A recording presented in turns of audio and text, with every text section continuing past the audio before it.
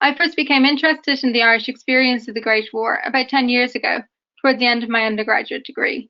I was interested in the idea of the impact of war on gender relations, and I became aware that my great-grandmother had been a Red Cross volunteer in Dublin during the Great War, but I found it difficult to learn more about women's experiences of the war in Ireland. I realised that this was a rich area for further research, which had the potential to significantly transform our understanding of women's history in the 20th century and the impact of the Great War on Irish society. Much of the work in the field of Irish First World War studies has been led by the late David Fitzpatrick, formerly Professor of History at Trinity College, Dublin. His scholarship, but also his guidance, was instrumental to the development of my own work, and this book owes an awful lot to him. I also benefited greatly from the mentorship and wisdom of Dr. Anne Dolan, also of Trinity, and I'm very grateful to the support of my colleagues at University College Dublin, which is where I completed this book. I'm looking forward to sharing this material with my students in the coming academic year, but I'm delighted to be able to talk to you all about it today. So what is this book about? This book is about the experience of women in Ireland during the Great War and its immediate aftermath, focusing on the years 1914 to 1919. It places women's experience within the context of the international conflict engulfing Ireland, and it contributes to the international scholarship of Ireland's first revolutionary period.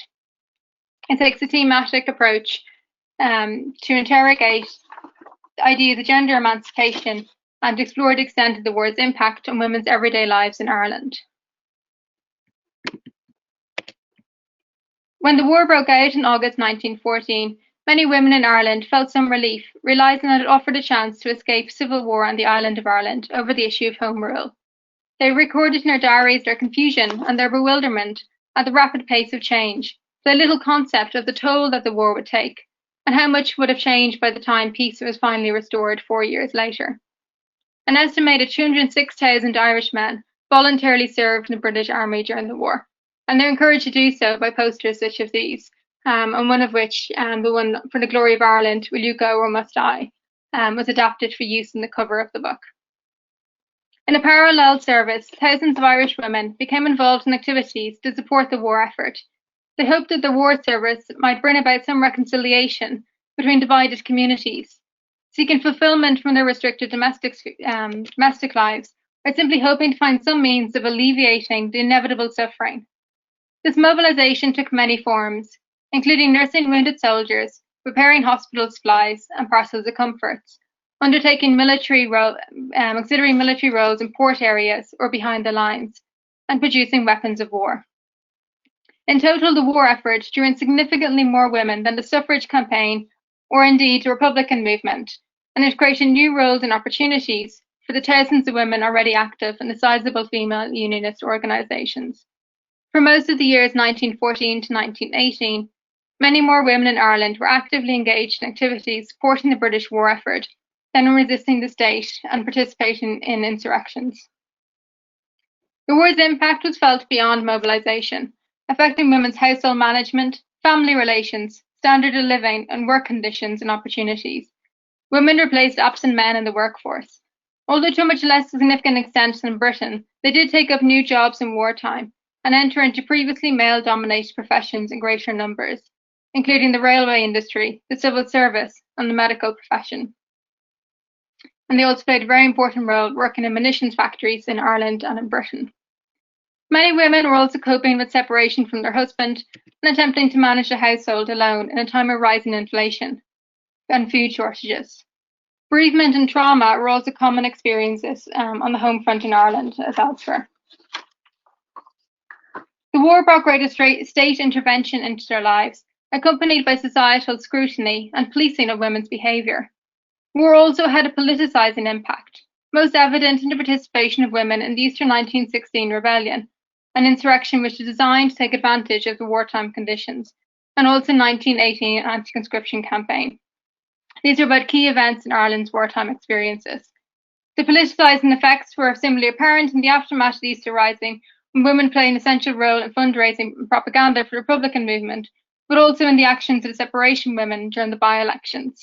And the poster here, the Irish Party's Only Props in Longford, refers to the 1917 by-election in Longford. Of all the factors affecting 20th century Ireland, the First World War had the most significant and wide-ranging impact on women's lives. Exploration of the war's impact reveals much about Irish society in this pivotal period, helping to contextualise the rebellion in 1916, the implementation of partition, and the post-war descent into guerrilla warfare. In my book, I'm especially interested in recording the everyday lived experiences of those whom I might term ordinary people, those who've been typically marginalised from the historical narrative. In this book, I scaffold my research with empirical evidence and statistical analysis, and then I layer this with studies of the individual experience. The book offers a new lens for exploring the history of the First World War and the Irish Revolution, moving away from traditional political or military histories to focus on the lived experience of those who are attempting to go about their lives during a period of national and international turmoil. It challenges existing narratives about the extent of the war's impact on Ireland and provides a new conceptual framework for understanding women's lives during this decade of change. I also hope that the book makes a useful contribution to debates within international war studies concerning the role of war as a disruptive force for gender relations and relationship of the state to civil society. Within the international scholarship, historians have debated the extent of the war's lasting impact on women, questioning whether the war constitutes progress or parenthesis in the struggle for women's liberation. The focus on emancipation, however, can risk distorting our understanding of how women experience the war by viewing gender relations through the prism of lasting social change. One of the most important things to bear in mind with this study, as I read this book, was the need to avoid generalizations that might suggest an homogenous identity and a homogenous experience for all Irish women. Taking an all-island approach to the First World War period, this book attempts to untangle the different meanings of the war for Irish people and to represent these different perspectives. There are great differences between urban and rural experiences and between North and South, sufficient that we can talk of plural home fronts, borrowing a phrase from the historian Karen Hunt. In Ireland, farming families prospered from increased demand for their produce, while price inflation and food shortages created grim conditions for urban dwellers. Those living in the towns and cities suffered from the war's impact the most, but they were also most likely to benefit from the expanded employment opportunities that it generated. Munitions factories, home front positions in clerical work, army auxiliary service, and hospital nursing. These are primarily, but not exclusively, clustered in the towns. The majority Protestant population in Ulster also carved out their own experience. There, war service became an opportunity to prove their loyalty to Britain and to the Empire, but also to create further distance from the South. The emancipatory potential of wartime work or voluntary mobilisation were also affected by social class, the pre-war circumstances of the family, and the women's domestic responsibilities. It's necessary to consider how women themselves viewed their wartime experiences and how they conceptualised what was happening to them. In this book, I've attempted to grapple with the issue identified by J. Winter in his pioneering work, The Great War and the British People. War can bring quantitative structural benefits to people's standard of living or their employment prospects, but it can nevertheless be experienced as monumental disaster by those who lived through it. Returning the focus to lived experience can help us to see the gritty realities of war and gain a stronger understanding of what the war actually meant for women in Ireland and how this might compare to other combatant countries.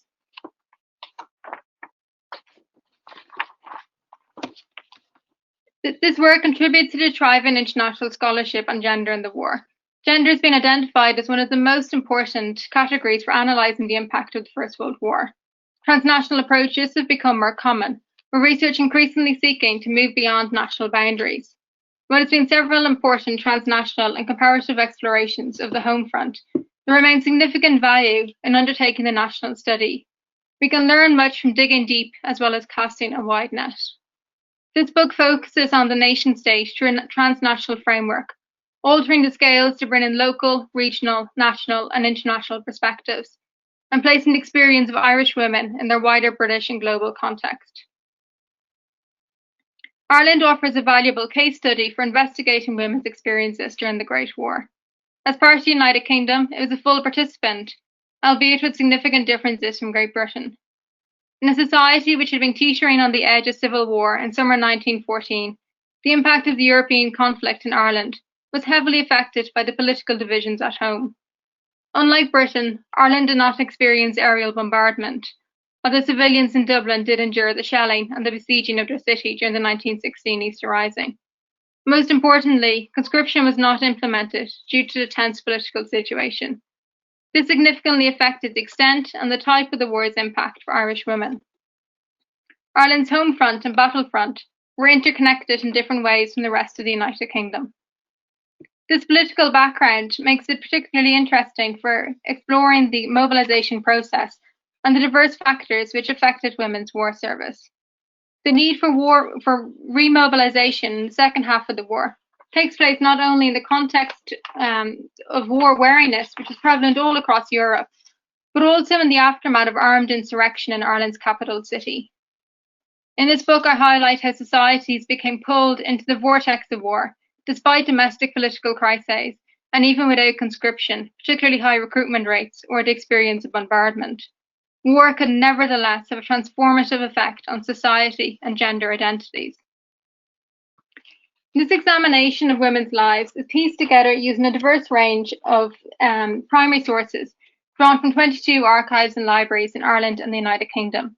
Government reports, memoranda, and correspondence proved valuable sources, including, for example, the records of the Treasury, the Ministry of Labour, and the War Office in the British National Archives, and the Chief Secretary Office registered papers in the National Archives of Ireland, together with the papers of Sir Matthew Nathan in the Bodleian Library.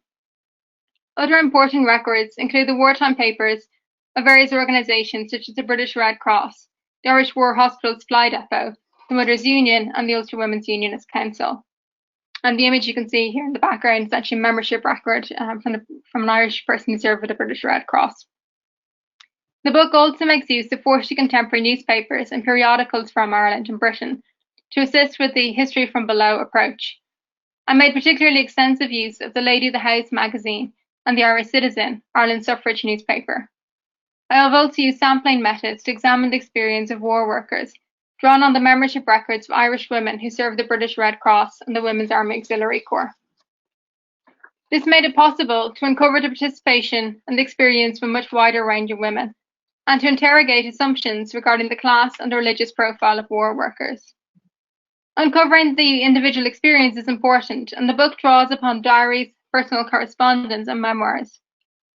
Although adult literacy levels are exceptionally high and roughly equal among men and women in Ireland by 1914, we do have, unfortunately, relatively few surviving personal accounts of domestic and social life on the home front. This deficit was influenced by the lack of academic and popular interest in Irish participation in the Great War in the 1980s, which meant that items of historical value relating to the war were less likely to be valued or to be donated to public bodies. Women's voices are also underrepresented in the archives beyond Ireland, and this issue has been identified by the historians Alison Fell and Lucy Noakes in their study of Britain. They both observed the prioritisation of the male combatant experience, resulting in the memorialisation of fewer first-hand accounts of grief or coping with family work and the shortages of food and fuel in wartime. Nevertheless, I've been able to piece together the stories of many Irish women whose lives were affected by the war. These include Isabella Clarke, who left her home in Belfast, aged just 16, to work in munitions factories in England. Marie Martin and Isa Mahoney, two Dublin women who served in voluntary nursing roles for the Red Cross in France and in Malta, and both of whom lost a brother in the war. Sophie Pearce, who abandoned her studies in the Royal College of Science to serve as a driver and a messenger in France, and Letitia Overend, who played an important leadership role with the Wartime St. John Ambulance Association and the Irish War Hospital Supply Depot. I've attempted also to find the voices of those who remained at home, the mothers, wives, and the sisters of soldiers. For example, Emily Shirley, who busied herself with charitable work in Monaghan while waiting for her son to return home from the war, but who herself passed away in 1918. Senta MacDonald, who kept the family farm going in her husband's absence, and wrote to tell him about her new puppy and how proud he would be of their young children, only for the letter to be returned with her husband's possessions when he died a few months before the war ended. Mary Martin, who kept a diary for 6 months in 1916, said that her son Charlie, reported missing in Gallipoli, might be brought up to date on all that he had missed. Immersing myself in these diaries, letters, and memoirs of women such as these was a moving experience, and I hope that in the book I've succeeded in giving the readers some insight into these women's stories and shedding light on aspects of our history that has often been ignored or forgotten.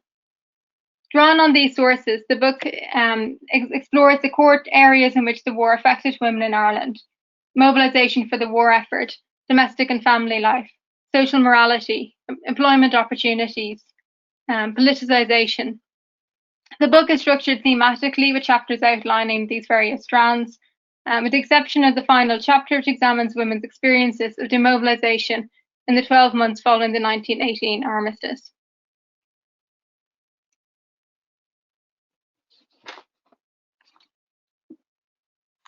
The first chapter examines women's war mobilisation, focusing on the rank and file members of the various war charity and auxiliary military bodies. It also examines the changing attitudes towards the war effort over the course of the war. The second chapter then moves on to looking at domestic space, exploring the impact of the war on women's private, everyday lives, examining how the wartime state increasingly reached into the home. Previously, personal issues became political, when women urged to express their patriotism through their careful household management. This chapter also looks at the emotional hardship endured by separated couples and bereaved families, highlighting that the additional wartime state supports cannot compensate for the loss of a loved one. The experience of soldiers' families is further explored in the third chapter, which examines the discourses of social morality on the home front, through a commentary surrounding the public behaviour of soldiers' wives and anxiety about supposed increases in the incidences of female drunkenness, concern about prostitution and the spread of venereal diseases. This chapter attempts to untangle the political, class and gender elements of this discourse to understand to what extent Ireland was unique in this respect. Anxiety surrounding women's behaviour in the public sphere was connected to their increased visibility in the workforce.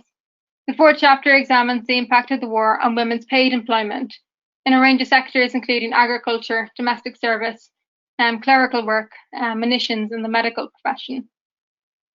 The growing role of women in the labour movement was explored in the nationalist and Republican movements, and Chapter 5 explores two interconnected issues: dissent against the mobilisation process, evident, for example, among the suffragists and the nationalists, and the politicising impact of the war on Irish women, looking at the involvement of women in the 1918 anti-conscription campaign and in the subsequent by-elections in 1917 and 1918.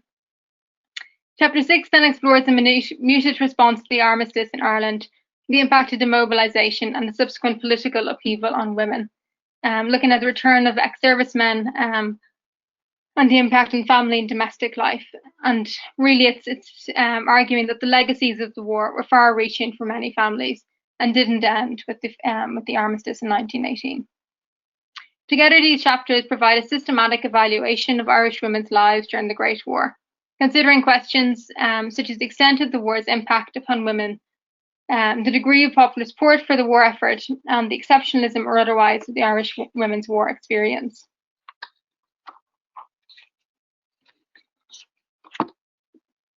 Although it is evident that the First World War had a transformative impact upon Irish society, this has not always been readily acknowledged in the historiography of the emergence of the Irish state.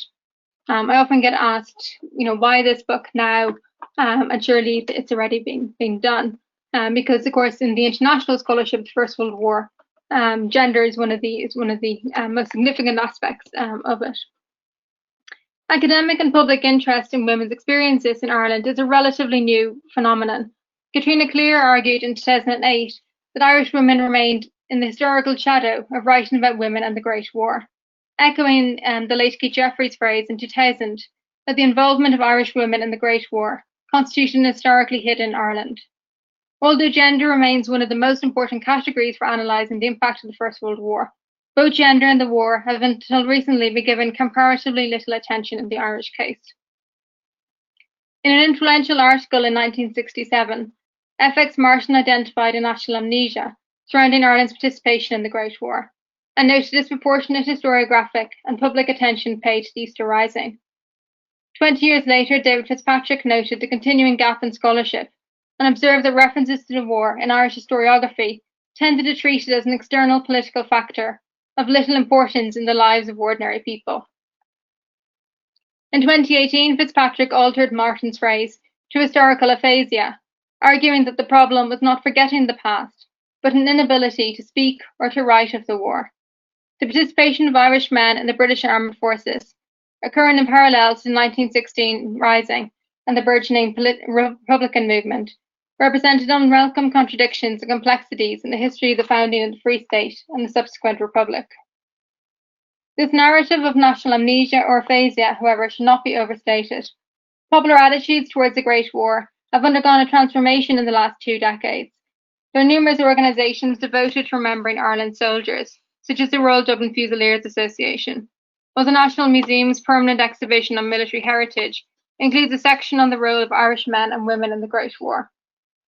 There have been hundreds of public lectures and events to mark Irish involvement in the war over the course of the centenary of the First World War. The historian Catherine Switzer's work on memorials at the Somme noted the growth in public interest in visits to battlefields and graves. Her interviews with visitors from the Republic of Ireland in 2009 suggested to her the emotional power of rediscovered history, with respondents expressing sadness at what these men went through, and never recognised up to now, but also noting that while the men had been forgotten in their own country for so long, this was changing very quickly at long last. While this focus was initially solely on the soldier figure, more recent commemorations have acknowledged women's experiences in the Great War. In a speech to mark the centenary of the Armistice on 11th November 2018, President of Ireland Michael D. Higgins reflected on the transformation of public understanding and how reticence to confront the reality of the war have been replaced by a better appreciation of the experience of the war, not only for those in uniform, but for civilians. His deliberate inclusion of civilians reflects a broader recognition that military service was not the only First World War experience. One of the key features of these centenary commemorations, indeed, has been the effort to develop an understanding of the impact of total war. And recent international scholarship has demonstrated that the separation between home and the battlefield is more permeable than previously thought, with emphasis increasingly placed on the interaction between soldiers and civilians, and the hardship endured by civilians in the face of severe food shortages. While the general focus has remained on combatants and specifically on casualties, women's experiences also received greater attention. Women have been included in recent community roles of honour, with their wartime service recognised as a parallel contribution to that of men in the armed forces. There have been popular panel discussions of women's contribution to the war at the Dublin Festival of History and the Belfast International Arts Festival. The National Library of Ireland opened an exhibition on Ireland in the First World War in 2014, which has been updated annually with new material each year of the war. It has included female experiences from the outset, drawing on documents such as the 1916 Diary of Mary Martin and the letters of John and Senta MacDonald. Dublin City Library and Archive at Pearse Street held an exhibition in spring 2018 specifically on women and the war, showcasing items from their collections relating to women's participation in the war effort and their home front experiences. The success and popular appeal of these endeavours reveals the public appetite and interest in women's war studies, which was unanticipated at the beginning of the centenary in 2014.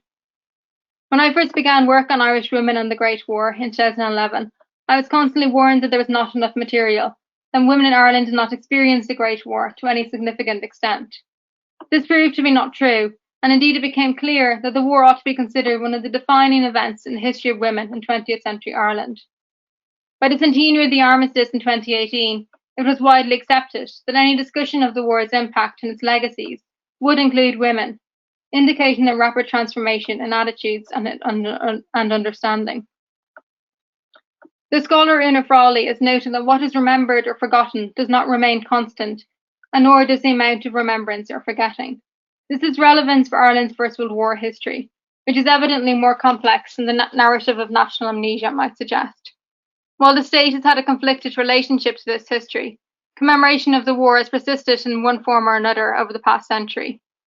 It is worth reflecting on which voices and experiences have been emphasised and whose have been marginalised.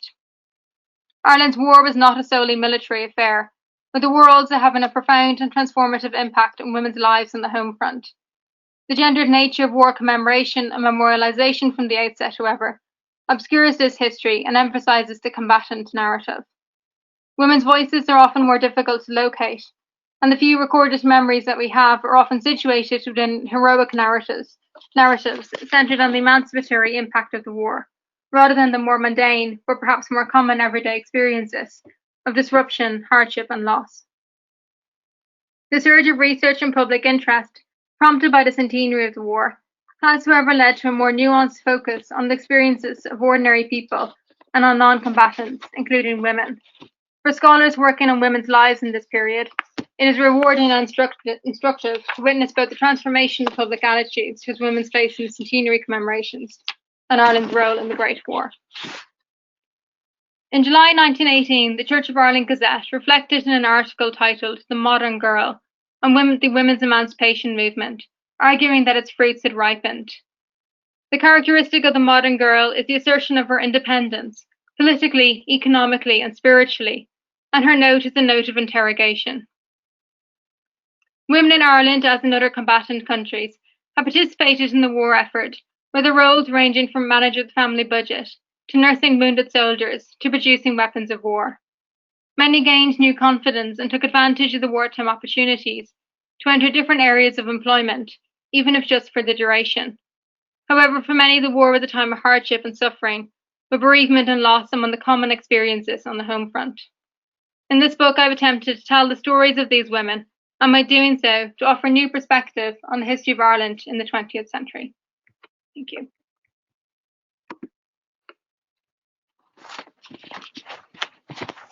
Thank you very much, Fionnuala. That was a really fascinating talk, and I think what you're saying about that hidden history is really shows how much you've uncovered in the book and how much of that sort of really hidden past that you've restored. And so that was really fascinating talk. Thank you. We've already got a number of questions, so I'm going to kick off with those. So the first question I have is, did women have less experience or education at the time? And if so, how capable were women at stepping up to take on new roles in society?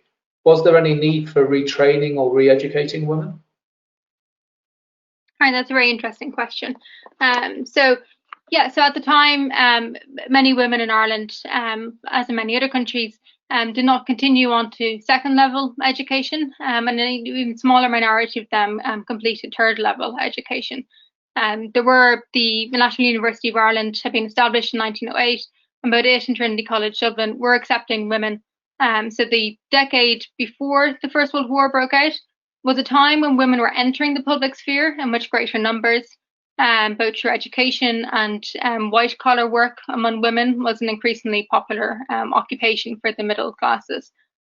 But for this is still very much the minority experience. Most women did not work outside the domestic sphere, and those who did typically worked in domestic service or served unpaid labour on the family farm. And so there was this group of middle class women who were getting more educated, were more likely to complete their intermediate education. Some of them had gone to university and then had sort of reached an end in what they were able to do. And for them, the war offered this chance they might be involved in charitable work already, but to formalise this and for this to become something that was given more appreciation by society. So many of them relished this opportunity to use their skills and to, like women like Letitia Overend, for example, were extraordinarily active in the war effort. This, was really their day-to-day activity. Others did. There was training provided. So clerical work was increasingly in demand during the war, partly due to bureaucracy brought about by the war. And so there were lots of courses put on in Dublin and in Belfast for shorthand typists, preparing women to enter this type of employment. And the Central Bureau for Women's Employment in Dublin noticed that women were looking for different types of work at the time and looking for training relevant to that. So the Bureau was trying to push women into nursing work or work such as childcare, so typical feminine positions. And women themselves were looking for things that offered something a little bit different and were anxious to move into civil service, for example. So there was reminiscence work. Again, there were courses put on in all the various cities to train in munitions work and to prepare women for this type of labour. But there was a real appetite. Again, munitions paid substantially more than domestic service. So it was a popular area of employment to enter into at the time. And I guess a related point would be around how lasting those changes were then, in terms of in the post-war period, did those opportunities roll back in some cases, or were they lasting? Yeah, so this is one of the rather sad aspects, really, is that many women lost their jobs immediately after the armistice. So the munitions factories closed down, some of them literally within a couple of weeks of the 11th of November. And so these women were pushed out of work, and they were seeking continued employment in factories, in that type of more highly paid, skilled work, and were being told to look at domestic service or to consider emigrating. And so there were a lot of the people who've been employed temporarily in the civil service were let go. And indeed, that was always the intention of the civil service. They took on women with the explicit agreement that this was simply for the duration, and it wasn't to be treated as something as something different. So women's wartime employment was seen by everybody, but not necessarily by the women themselves, as something for the duration and not to be continued. But many women pushed back against that and sought to find ways to continue in the domestic sphere, in the public sphere, and many of them do pop up again when it comes to World War II, for example. But there is, so in the 1920s and 1930s, legislation is passed which pushes women back into domestic sphere, which reduces women's opportunities in the workforce and emphasizes their role is in the home. And really, it takes until the 1960s for there to be a dramatic shift again in this. But the thing is that for the women who themselves had these experiences in the war, they felt it as something life-changing, as something which was this really different period of their lives and gave them a new confidence. And when they took it on, they didn't sort of put a time limit on it, if that makes sense. And then we have two connected questions, I think, about the role of the Catholic Church. So first we have, thank you so much for a really fascinating talk and huge congratulations on your book. Could you tell us a little more about the wider moralistic discourse surrounding women's war service? How did the Catholic Church, for instance, interpret and frame the extended role of women outside the home? But there's also a related question on, do you think that the Catholic Church's involvement in every part of life in Ireland affected the lives of women after demobilisation? So a kind of two-part question. Yeah, so in terms of the attitudes of the Catholic Church towards women's role during the war, they didn't really get actively involved in it. So it's quite interesting. The various Protestant churches in Ireland are really promoting women's war service. They're including women on rolls of honour, and they're encouraging women to take part in this parallel war service. And that's at various Anglican women's organisations such as the Mothers' Union, the Girls' Friendly Society, the Young Women's Christian Association. All of them convert their ordinary work into war work during the war. And this is really celebrated and encouraged by their churches. In contrast, the Catholic Church, their concern is specifically with Catholic issues related to the war. So where they are interested in the Belgian refugees that are housed in Ireland, and these are mostly Catholic, and so there's concern that they will be looked after by local Catholic communities and not by Protestant churches. And so women are encouraged to get involved with that. And then, fundraising for some specific groups, soldiers, again, but very much linked into the Catholic Church, rather than to the broader issue. And so they emphasize, women's role is in the home, this is a time for prayer and so forth. And so, they're happy for Catholic women to look after the wives of Catholic soldiers, but more so because they're concerned about Protestants entering Catholic homes and the risks of proselytism and so forth that might come from that. So in a sense, and also it's worth noting here that the tradition of, there's a very strong tradition of Protestant female philanthropy in the years before the war. So it's very common for Protestant middle-class women to be involved in charitable work in the public sphere. But this was less common among Catholic women, and that's because there was such a ready-made army, in a sense, of the nuns. Okay, And so there's this difference in a sense between them from the beginning. And in terms of the aftermath, so the Catholic Church, of course, plays a really important role in our society in the years after independence. And it is involved in some of the various moral crusades of that period, relating to birth control, censorship of publications, and so forth. And they are promoting women's role in the home. So that ideology, that aspect of it is important.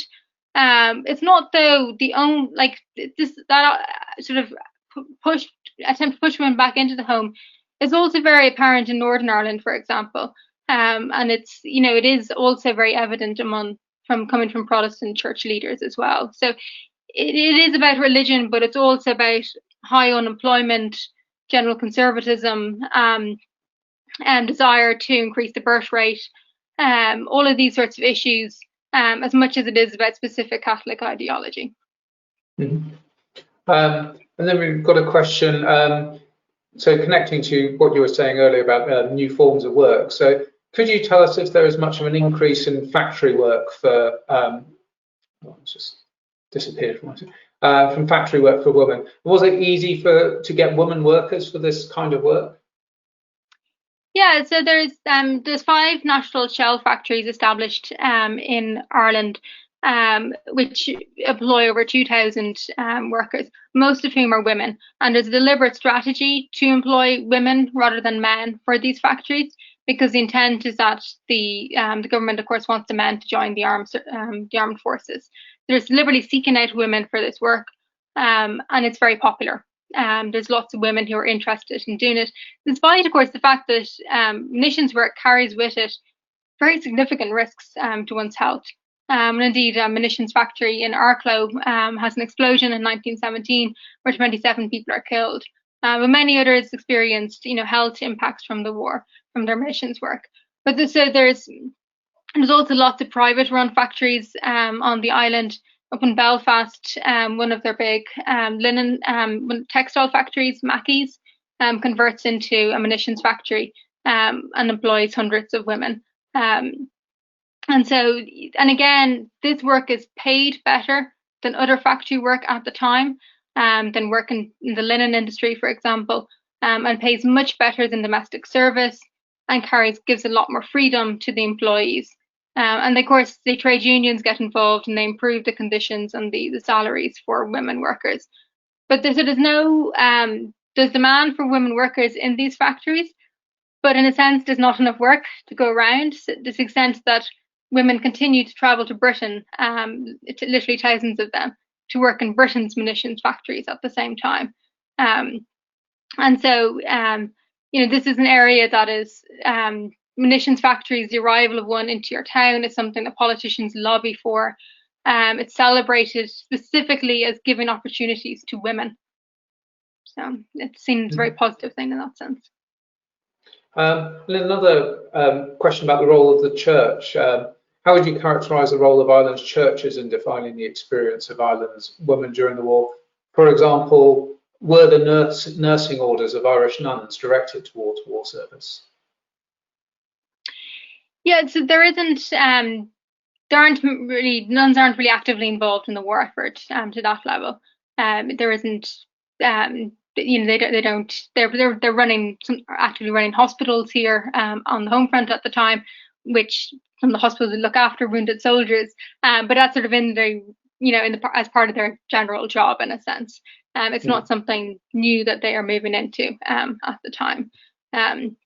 The church is, of course, deeply concerned with women's behaviour at the time and women entering into the public sphere.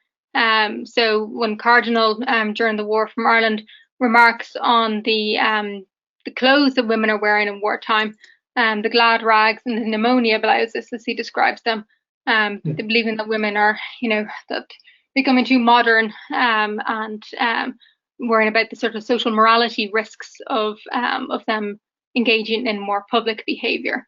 And of course, the commentary on women, how they spend their separation allowances, this pay that they get when their husbands are away, a lot of that comes from the church, concern about them neglecting their children, and again, just their increased visibility in public. These are all issues that the church is very concerned with as well. Yes, because I mean that's one of the other questions was did nurses who joined up find themselves stigmatized either at home or in the field, which very much links to your answer. Yeah, and like nurses typically were valorized at the time. Nursing was seen as something sacrificial. To the extent that the nursing profession gets quite irritated because they see themselves as a profession. This is something which you train to do, and they're looking to be recognized as a profession. And then all these volunteers are coming in and saying, well, we'll do it for free. But they're very much praised by society, and it's seen as something noble and heroic from the main public, not necessarily from their nursing colleagues. Women's Army Auxiliary Corps members, though, so these are women who join up in uniform to perform auxiliary military roles behind the front. They are treated with a bit more criticism, concern about them interacting with the soldiers, concern about them becoming sort of Amazonian figures in their uniforms, concern about sexual immorality. And I have come across one incident of a woman who returned, when she returned to Dublin after the war. She was assaulted, and her attacker justified it on the basis that she was a Women's Army Auxiliary Corps member and therefore was not somebody of high reputation and so deserving of assault. And I've seen this, other anecdotal accounts of women who served with these organisations feeling unsafe on their return home to Ireland, just like many, some of the soldiers who also had similar experiences. Mm-hmm. And we've got a couple of questions about the sort of source bases for the book, asking, I'm interested in any attempt you made to get to understand the experiences of less privileged women who would not be writing diaries, etc. And there was another question, were there any oral history sources you could draw on alongside the written sources? Yeah, and so great questions. The oral history sources, I had one oral history source, and that is the recording of Isabella Clarke, who's the Belfast girl who joined the munitions factory. So she ends up settling in England decades after the war. And in 1960s, she provides an oral history interview to the Imperial War Museum, who are collecting the records of female war workers. They have a great collection there, a great oral history collection. But she's the only Irish woman that I've managed to find who I have recordings of her voice actually talking about her experience. And of course, that's one only wishes there was much more like that. Source base, of course, this is something very tricky, something that I was quite anxious about. One of the ways that I tried to broaden out my use of case studies was to use sampling methods and to go through quite closely through the files of organisations such as the British Red Cross and the Women's Army Auxiliary Corps. And so look at the records of these women, combine this with the 1911 census where possible, and be able to build up a sense of what these women's experiences were without necessarily having their own testaments. But for example, the Women's Army Auxiliary Corps, often their file includes a lot about their background, level of education, family background, father's occupation, and so forth, but also references from their local priest, letters that they themselves might have written to the organisation. And so these women came from a much broader class basis than many of the Red Cross women, but also the women who typically left the diaries and the letters. And so, in a sense, I tried to, often these studies are focused, specifically on those women who we have these personal documents from. But this way of sort of going into it, finding named individuals and attempting to build up their story from various sources was sort of my attempt to get around that and to sort of say, what is a more typical Irish Red Cross worker going to look like? What is their experience going to be? And so that, and of course, among all the collections I used, there is a great variety in terms of class profile, geographic background, and so forth. But it is an issue for anybody writing this sort of history, certainly. Mm-hmm. And there's a question connecting to, I think, what you were saying in your talk about it being a sort of hidden history. There's a question about in the aftermath of the war, the extent to which people was this an unspoken history? Did women continue to discuss their war experience, or or not? Yeah, so this is one of those things that it's been, it's difficult to untangle to an extent. So there are some veteran organisations and women who settled in Britain afterwards, or many of them emigrated to Canada or to Australia, and they often joined up with other veterans, so people who serve in the Women's Army Auxiliary Corps, for example, and shared their experiences. And we've Irish women writing into the magazines, the Old Comrades Gazette, for example, in the decades after the war. But many of them seemed to, this is quite common with other countries as well, to move on in a sense and not necessarily tell their families much about their war experience. If they get married afterwards, this is often something that isn't really spoken about. And families are more likely to know about the ancestor who served as a soldier than perhaps his sister or his wife who worked as a nurse. And so it's harder in some ways to trace their involvement afterwards. There are Armistice Day commemorations throughout the 20th century in Ireland, more common in the 1920s and 1930s before they begin to dwindle off. And women do attend these. They're active in the Victory Parade in 1919.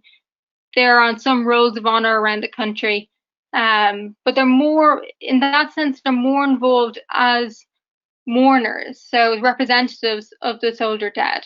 So the focus becomes on the lost lives, and so women as survivors, sort of disappear a little bit in the narrative. And I'd say some of them pop up again in the Second World War, and get involved in sort of similar activities and talk about their First World War experience in that context as well. I think at the end of the question it's saying, specifically in the early decades of the Free State and the Republic. And I guess there's an implicit question of whether the political context affected, people's ability to talk about those experiences. Yeah, absolutely. Like for many families of soldiers and women who've been involved in these activities, they didn't have an easy time of it in the immediate years after the war, and many of them felt intimidated and felt unwelcome in their local communities. And I've been doing some work more recent times on the Southern Loyalist compensation files, looking at women in them. And many of these women, I know from my other research, were involved in the war and are now suffering intimidation in local areas. Intimidation for things that would have felt very natural a few years previously. So interacting with soldiers, offering them tea when they're marching by, providing some local support.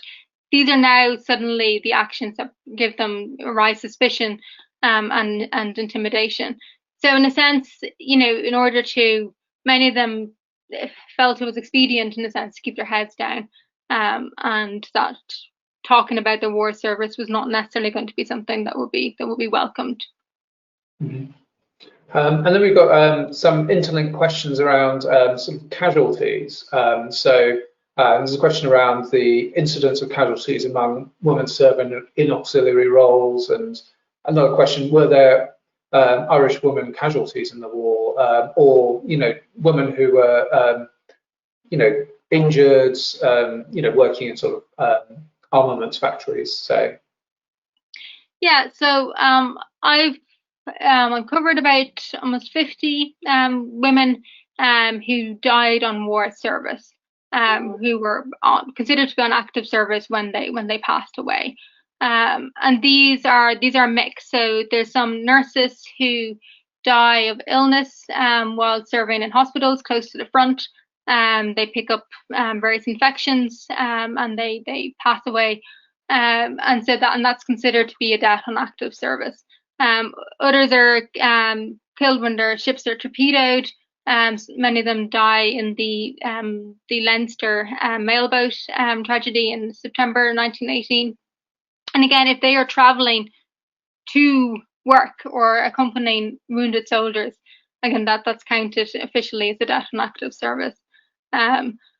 And so many more are injured in the course of their work and apply for pensions on disability grounds afterwards. But so there's very small numbers. So we're talking in the region of about 35,000 men from the island of Ireland who are killed in active service, and we're talking, maybe ultimately 100, but possibly much less, women who die in active service. So it really, and some of these women pass away in 1919. It depends on where you draw the line. The flu pandemic, of course, 1918, 1919, also affects this. Women are working in hospitals, they pick up the flu. To what extent do we count this? So it's much, much smaller numbers, but they are there, and in some cases, they're included in the Commonwealth War Graves Commission. They're on some local war memorials. Kilkenny, for example, put together a list of all the women from the county, all the people from the county died in the war, and they included the women on the memorial as well. So they're there, but in much, much smaller numbers, understandably enough, than the men. Mm-hmm. And then we've got an interesting question about asking if you could say something about Irish women's attitudes towards pacifism. Yeah, so there is a pacifist campaign against the war. So within the suffrage movement, particularly, there are some pacifist voices. And indeed, the Hannah Sheehy Skeffington, her husband Francis Sheehy Skeffington, they run the Irish Women's Franchise League. And when the war breaks out, they release a copy of the Irish women's suffrage newspaper, the Irish Citizen, proclaiming "Votes for women now, damn your war." And they take a very strong anti-war stance. And for Francis, certainly, this is primarily motivated by pacifism. And there's women are involved in the Women's League for Peace and Freedom. There's an attempt to attend the 1915 conference at The Hague, which is an attempt by various women's groups, an international attempt to bring about a peaceful solution to end the war. And so Irish women, Louis Bennett, Hannah Sheehy Skeffington, mothers, are involved in that. Unfortunately, they're not able to get permits to travel in the end. But there is, this is something that is quite apparent at the time. And there's a few Quaker groups as well that, again, are taking a pacifist line on the war. So the Irish Citizen, Ireland's suffrage newspaper, is actually the best place for looking at any discussion of attitudes to war among Irish women, because they publish, pretty much, they represent every voice in a sense. And there's lots of discussions about the ethics of supporting the war, and the ethics of whether even nursing work and so forth is whether one should abstain entirely from anything that could be conceived as supporting the war effort, or whether one needs to take humanitarian response and respond to the situation as it's happening. So these are big issues that are being debated a lot at the time. And there's slightly sort of linked to that last point, where there's a question: were there any women who are against the increased role in society? Oh, against women's increased role in society? Yes, yeah. So there is, there are anti-suffragist women at the time. There are women who, don't agree with others take a more public view and believe that women should be back in the home. And some of the women who are quite prominent in the public sphere themselves feel that women should be in the domestic space. And so these include leading people in the Ulster Women's Unionist Council, for example, who are very much promoting the women's domestic spaces. The various Anglican organisations, are quite strict about what role women can have in the war effort and the extent to which this can transcend the home boundary. And so nursing work still tends to get a little bit of a cop out on this, and given a free pass. But factories, civil service, any of these things which seem to really go against what is seen as traditional women's work, draw some criticism at the time and anxiety about the lasting impact for families and for children that might come from all of this. Mm-hmm. I think we've got time for one last question before we finish. So there's a question: with such a large workforce in the shell factories, were authorities worried that some women may defect to or help supply the rebels during the Easter Rising? Any reason why they didn't join the rebels? Yeah, so this is one of those sort of odd, questions. In the sense, they were in a prime opportunity to support the Easter Rising, and they didn't. And, you know, it is one of those unknowns. There was a bit of anxiety about Irish women in munitions factories. And at the time, it's believed that this is one of the main reasons that there aren't that many government munitions factories located in Ireland, especially in the south of Ireland, and that a lot of the contracts from the War Office end up going to Ulster. So there's concern about the security situation. And some suspicion, you know, towards women with known Sinn Féin sensibilities, but it doesn't seem to come close to being an active threat. And you know, there isn't any specific incidents relating to munitions becoming a problem. The only actual incident regarding a political fight in a munitions factory regarding Irish women actually takes place in England, where there's a group of Irish women working there, and they apparently start singing Sinn Féin songs and waving Irish flags, and end up in a big fight with the English girls, who basically intimidated them out of the factory, and the Irish girls all get sent home for creating a bit of an upset. And there's another factory in England, the workers go on strike in opposition to conscription not being implemented in Ireland. So actually the political ramifications of the political situation in Ireland are evident in British factories, but not so much in the Irish factories, interestingly enough.